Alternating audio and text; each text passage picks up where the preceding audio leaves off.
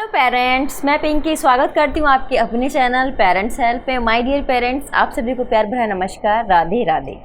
Dear parents, आज हम बात करेंगे कि बरसात के मौसम में कौन कौन सी बीमारियाँ हमारे बच्चों को परेशान कर सकती हैं। जी हाँ, क्योंकि बरसात के बारे में मैं आपको एक दो वीडियो पहले भी बना चुकी हूँ कि बरसात में हम अपने बच्चों को कैसे रख रखाव करें। बरसात में बहुत छोटे छोटे कीड़े मकोड़े हो जाते हैं, उनसे हम अपने बेबी को किस तरह से प्रोटेक्ट कर सकते हैं, किस तरह से हम अपने बच्चों को उनसे बचाव कर सकते हैं। अगर इन केस कोई कीड़ा मकोड़ा बच्चों को काट जाता है तो हम क्या उनको क्योर कर सकते हैं। तो बरसात से संबंधित मैंने एक दो वीडियो बनाई हुई है, तो आप जाकर डायरेक्ट ऊपर आई बटन पर क्लिक कर देख सकते हैं। तो आज मेरा ये टॉपिक है कि बरसात में कौन कौन सी बीमारियाँ हमारे बच्चों को अफेक्ट करती हैं, बीमार करती हैं, तो हमें कौन सी सावधानियां बरतनी चाहिए। तो माय डियर पेरेंट्स, टाइम बिना वेस्ट किए हुए स्टार्ट करते हैं। बस स्टार्ट करने से पहले एक बहुत छोटी सी रिक्वेस्ट है कि आप पूरे वीडियो को प्लीज़ देखा करिए, क्योंकि मैं स्टार्टिंग से लेकर एंड तक बहुत छोटी छोटी यूज़फुल बातें ही बताती हूँ। तो प्लीज़ वीडियो को स्किप ना करा करें। और आपको वीडियो कैसा लगता है और आपके माइंड में उससे रिलेटेड कोई क्वेश्चन चल रहा है, क्वेरी है, तो प्लीज़ कॉमेंट बॉक्स में कॉमेंट ज़रूर दीजिएगा। ठीक है, तो चलिए स्टार्ट करते हैं। सबसे पहले हम बात करते हैं कि बारिश का मौसम आ चुका है और ढेर सारी बीमारियां भी अपने साथ लेकर आ चुका है। जी हाँ, क्योंकि बारिश जब होती है तो आप सब भी जानते हो कि आपके सराउंडिंग में बहुत सारा पानी इकट्ठा हो जाता है, जो कि मैं कुछ आपको स्पेशल नया नहीं बता रही हूँ, बस चीज़ें रिमाइंड करा रही हूँ। क्योंकि हम बारिश में इतना एंजॉय करते हैं और भूल जाते हैं और छोटी मोटी गलतियाँ कर बैठते हैं। लेकिन मैं बस जस्ट आपको रिमाइंड करा रही हूँ कि आप थोड़ा सा उस चीज़ के लिए सचेत हो जाएं, और अगर भूल गए तो आपको याद आ जाए सारी चीज़ें और अपने बच्चे की आप देखभाल कर सकें। जी हाँ, तो सबसे पहले हम बात करते हैं, क्योंकि जो कॉमन जो प्रॉब्लम हमें फेस करनी होती है वो है मच्छरों से। जी हाँ, जल भराव इतना हो जाता है हमारे सराउंडिंग में कि छोटे छोटे मच्छर कीड़े मकोड़े जो कि होने लग जाते हैं, और जिससे क्या होता है कि मलेरिया, डेंगू है, चिकनगुनिया है, ऐसी घातक बीमारियां हमें इफ़ेक्ट करती हैं। बड़ों को तो करती ही हैं, साथ में छोटों को भी बहुत जल्दी इफ़ेक्ट करती हैं। छोटे बच्चे बहुत नाजुक होते हैं, तो हमें वो कुछ बता भी नहीं सकते, तो इसलिए हमें सारी तैयारियां पहले से करके रखनी है। तो ध्यान रखें, नंबर 1 जो मैं आपको यही बताऊंगी, मलेरिया, डेंगू और चिकनगुनिया, इनसे अपने बच्चों को कैसे बचाएं। बहुत छोटा सा है, बस सावधानियां बरतनी है आपको कि बेबी को फुल स्लीव्स के कपड़े पहनाएं, ढीले ढाले कॉटन के फुल स्लीव्स के कपड़े पहनाएं। बेबी नेट यूज़ करें, खुद भी नेट में सोए और बच्चों को भी नेट के अंदर ही सुलाएं। और आप जो गुड नाइट के फैब्रिक रोल ऑन आते हैं वो बच्चे के हर वक्त आप लगा कर रखें, जिससे कि मच्छर दूर डिस्टेंस बनाकर रखें। कमरे में ऑल आउट सोने से पहले लगा दें, और जिससे कि घर में मच्छर या कमरे में मच्छर ना हो। कमरे की साफ़ सफाई रखें, अच्छे से नीट एंड क्लीन रखें। तो पहली बीमारी जो मैंने आपको बताई है, जैसे कि मलेरिया है, चिकनगुनिया है, डेंगू है, ये तीनों ही बहुत ज़्यादा डेंजरस हैं। तो आप अपने बच्चों को और अपने आप को सावधान रखें, थोड़ी सी सावधानी बरतनी है, और आप और आपका बेबी बिल्कुल सेफ रहेगा। सेकेंड हम बात करेंगे डायरिया की। जी हाँ, डायरिया कैसे होता है आप सभी जानते हैं कि अगर हम गंदा पानी पी लेते हैं, या जो कि बरसात के मौसम में अक्सर जो वाटर है थोड़ा सेफ नहीं रहता है। तो आप जो भी पानी पी रहे हैं घरों में, आपके जो टैप वाटर है या जो भी पानी आपके घर में आ रहा है, उसे थोड़ा सा बॉयल कर लें।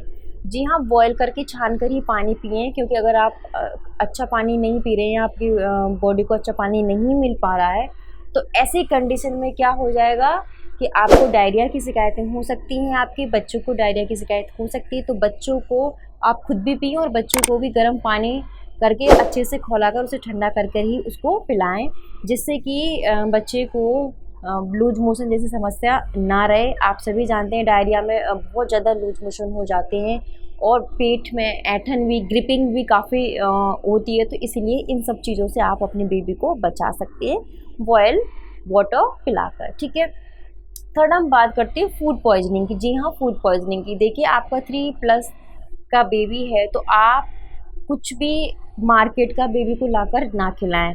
अगर आप फ्रूट्स लाकर खिला रहे हैं तो वो काफ़ी अच्छे से उनको वॉश कर लो, अच्छे से धो लो ठीक तरीके से, तभी खिलाएं। और कोई भी जैसे मार्केट के कोई भी सामान आप खिला रहे हैं, जैसे आइसक्रीम है या पेस्ट्री है, पेटीज़ है, जो भी मार्केट में चॉकलेट्स वगैरह ये सब चीज़ें हैं, ये सब चीज़ इन दिनों में बिल्कुल बंद कर दें, क्योंकि इन सब चीज़ों से बेबी को बहुत ज़्यादा फूड पॉइजनिंग होती है। ठीक है, तो इस तरीके का बाहर का कुछ भी बेबी को ना खिलाएं। और फूड पॉइजनिंग से आप जानते हैं कितना बच्चों के लिए वॉमिट होंगे, बार बार बच्चा वॉमिट करेगा, लूज मोशन भी हो सकते हैं, पेट से संबंधित बहुत सारी समस्या इससे हो सकती हैं। तो बाहर का फूड बिल्कुल भी आप बेबी को ना खिलाएं। ठीक है, फोर्थ हम बात करते हैं हैजा। जी हाँ, हैजा ये भी गंदगी की वजह से होता है। अगर गंदा खाना या कोई बासा खाना आपने स्टोर किया हुआ फूड बेबी को खिला दिया है, जैसे रखा हुआ खाना है, फ्रेश खाना नहीं खिलाया है, तो इस तरीके से भी हैजा हो सकता है। तो जितना हो सकता है अपनी बेबी को बिल्कुल फ्रेश फूड खिलाएं। फ्रिज में रखा हुआ या काफ़ी टाइम का बना हुआ फूड बेबी को ना खिलाएं, बिल्कुल फ्रेश फूड खिलाएं, जिससे कि बेबी को हैजे से बचाया जा सकता है। आप सभी जानते हैं कि हैजे में कितनी वॉमिट बेबी को होती है, और स्टमक पेन भी होता है, बच्चों को दस्त भी हो जाते हैं, हरे पीले कलर के दस्त भी बेबी को हो जाती हैं। तो इस तरीके से आप बेबी को फ्रेश खिलाएं और हैजे से बचाएं। नेक्स्ट हम बात करते हैं स्किन एलर्जी। ठीक है, नेक्स्ट जो कि हमारी जो स्किन एलर्जी है वो कैसे होती है। आप जानते हैं कि बरसात के मौसम में अगर आपके बच्चे सपोज स्कूल बेबी आपके जाते हैं 3+ के बच्चे, और स्कूल आपके जाते हैं बेबी, तो स्कूल आते समय या जाते समय बारिश होगी और बच्चे भीग जाते हैं, तो उस कंडीशन में क्या होता है कि भीगे हुए बच्चे को जो रेनी वाटर है उससे एलर्जी हो जाती है। क्योंकि आजकल जो बरसात का पानी है बिल्कुल सेफ़ नहीं है, उसमें नहाना, कितने सारे एसिड बारिश में आते हैं। तो बच्चों को अवॉइड कराएं बारिश में नहलाने से पहले, या दूसरी तीसरी बारिश तक तो बिल्कुल भी बच्चों को भीगने ना दें। क्योंकि कभी कभी हम एंजॉय करते हैं कि बारिश आ रही, चलो थोड़ा सा नहा लेते हैं, लेकिन नहीं, आपको नहीं करना है। बच्चों को जितना हो सकता है बारिश में भीगने से बिल्कुल बचाना है। अगर इन कंडीशन में बच्चा आपका भीग गया है बारिश में, तो क्विकली इसके कपड़े को अच्छे से चेंज कर दें, सूखे कपड़े डालें। जैसे जो बारिश की बॉडी हो रखी है बेबी को, उसको पहले अच्छे से फ्रेश वाटर लें, फ्रेश वाटर लीजिए, फ्रेश वाटर से उसका पूरा टॉवल से साफ़ करिए, बेबी को सूखने दें, फिर उसको दूसरे कपड़े आप पहना लें, तुरंत चेंज कर दें। जो भी उसके कपड़े भीग गए हैं, बेबी जो भी गीला हो गया है, ठीक है, उसको अच्छे से सुखाकर दूसरे कपड़े उसे तुरंत पहना दें। अगर आपने नहीं किया ऐसी कंडीशन में, तो क्या होगा, बच्चे को कोल्ड भी हो जाएगा, प्लस स्किन से रिलेटेड उसको एलर्जी हो सकती है। अगर बहुत ज़्यादा एसिडिक रेन है तो उसको स्किन से रिलेटेड एलर्जी हो सकती है। तो इस चीज़ से आप बेबी को बचा सकती हैं। ठीक, नेक्स्ट हम बात करते हैं आई फ्लू। जी हाँ, इन दिनों में बारिश के मौसम में आई फ्लू बहुत ज़्यादा होता है, क्योंकि आप सभी जानते हैं कि टेम्परेचर कैसा हो जाता है, कभी हाई हो जाता है, कभी लो हो जाता है, एकदम ह्यूमिडिटी वाला टेम्परेचर होता है। और इन दिनों में बहुत ज़्यादा केसेस आते हैं बच्चों की आई फ्लू से रिलेटेड।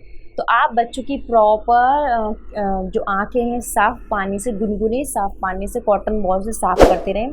इसके ऊपर भी मैंने एक वीडियो बनाया हुआ है कि बेबी की आँखों की साफ़ सफाई कैसे रखें, तो आप चाहें तो उसको भी ज़रूर देखें। मैंने बहुत सिंपल सी ट्रिक्स बताए हुए हैं, उससे आप अगर अपनी बेबी की डेली आइज़ को क्लीन करोगे तो आपको बेबी की आई फ्लू या आइज़ से रिलेटेड कोई भी अगर प्रॉब्लम है तो वो कभी फ्यूचर में नहीं होगी। तो आप उसको भी जाकर आई बटन पर क्लिक करके उसको देखिए, ज़रूर देखिए, मैं आपको ज़रूर बोलूँगी उसको देखने के लिए, बहुत अच्छी है।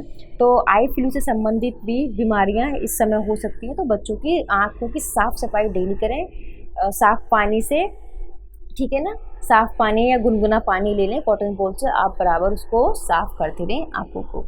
ठीक है, तो ये जो मैंने आपको इतनी सारी बीमारियां बताई हैं जो कि बरसात के दिनों में ही बहुत ज़्यादा होती हैं, मलेरिया, डेंगू, चिकनगुनिया, आप सभी जानते हैं। ठीक है, हैजा है, डायरिया है, पेचिस है। ठीक है, तो ऐसे ही एक और बीमारी है जो कि आपने शायद नहीं सुनी हो कि बच्चों में भी वो हो सकती है, वो है हेपेटाइटिस ए। ठीक है ना, हेपेटाइटिस ए ये होती है कि अगर आपका बच्चा किसी गंदे पर्सन के कांटेक्ट में आ गया है, या सपोज़ किसी ने उसको टच कर लिया, जैसे आप जानते हैं कि बच्चा स्कूल जा रहा है, स्कूल आते समय कितनी सारी भीड़ भाड़ होती है, जो भी है किसी के ऐसे पर्सन के कांटेक्ट में आ गया जो कि गंदा है, उसका टच, उसके हाथ बहुत गंदे हैं, तो इस तरीके से किसी भी बैड पर्सन या जो गंदे पर्सन के टच में आने की वजह से भी बेबी को हेपेटाइटिस ए की प्रॉब्लम हो सकती। तो इसमें क्या होता है कि बेबी को पेट से संबंधित परेशानियां होती हैं, आंखों का कलर पीला पीला हो जाता है, हेपेटाइटिस में जॉन्डिस जैसी समस्या हो जाती है, बॉडी का कलर, पेट में पेन होने लगता है।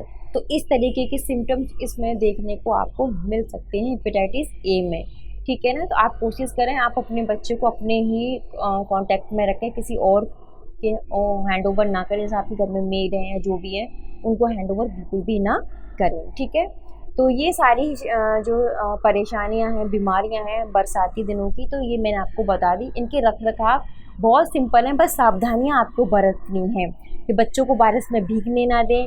और आपको ये जो सावधानियां बरतनी है वो मैं आपको एक बार बता देती हूँ। जैसे कि बारिश में अगर बच्चा भीग गया तो तुरंत कपड़े चेंज कर दें, बिल्कुल बेबी को बारिश में भीगने ना दें, बाहर का कुछ भी खाने ना दें।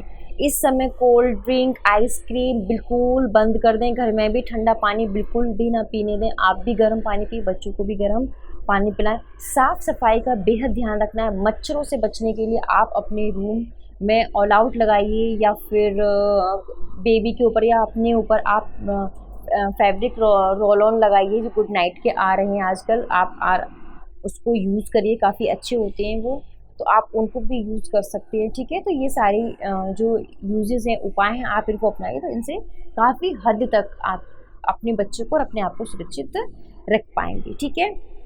अब जो मेन आपको मैं बात करती हूँ वो है वैक्सीनेशन की, कि ये हैजा है, डायरिया है, पेचिस है और ये हेपेटाइटिस है। इससे संबंधित सारे वैक्सीन अवेलेबल हैं। तो आप प्रॉपर वे में अपने बेबी को वैक्सीन लगवाइए, तो आपके बच्चों को ये परेशानियां बिल्कुल भी नहीं होंगी, कोई भी प्रॉब्लम नहीं होगी, बेबी की इम्यूनिटी काफ़ी स्ट्रॉन्ग बनी रहेगी। तो आप ज़रूर वैक्सीन लगवाइए। वैक्सीन से संबंधित मैंने 2-3 वीडियो बना रखी हुई है, जैसे रोटा वायरस के ऊपर, वैक्सीन कब कब लगवाना है, वैक्सीन लगवाने के बाद क्या करना है, पेनफुल वैक्सीन, पेनलेस वैक्सीन, ये सारी वैक्सीन्स के ऊपर मैंने बहुत सारी वीडियोस बना रखी हैं। आप चाहें तो डायरेक्ट ऊपर आई बटन पर क्लिक करके देख लीजिए, और मैं आपसे ज़रूर रिक्वेस्ट करूँगी कि प्लीज़ उनको देखिए, आपको बहुत हेल्प मिलेगी। बस ध्यान रखिए कि आपको समय समय पर सारी वैक्सीन लगवानी है। तो आप जो भी मैंने आज जो बीमारियां बताई हैं उनसे आप अपने बेबी को क्योर कर सकते हो, उनकी इम्यूनिटी को स्ट्रॉन्ग बना सकते हो।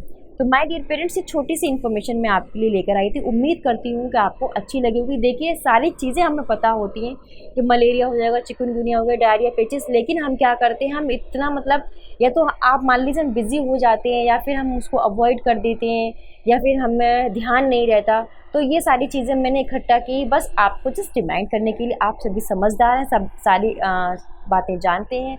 मुझसे ज़्यादा बेटर शायद आप अपने बच्चों के लिए कर सकते हैं, लेकिन एज अ फ्रेंड होने के नाते मुझे लगा कि ये सारी बातें मुझे एक बार आपको बतानी चाहिए, तो जस्ट इसीलिए मैंने सारी बातें बताई। उम्मीद करती हूँ आपको अच्छी लगी होगी वीडियो। तो माय डियर पेरेंट्स, प्लीज़ इसको ज़्यादा से ज़्यादा लाइक करिए, ज़्यादा से ज़्यादा शेयर करिए, और जो आप प्यार मेरे साथ बनाए रख रहे हैं वो प्यार आगे तक बनाए रखिए। Thank you so much. Bye bye parents.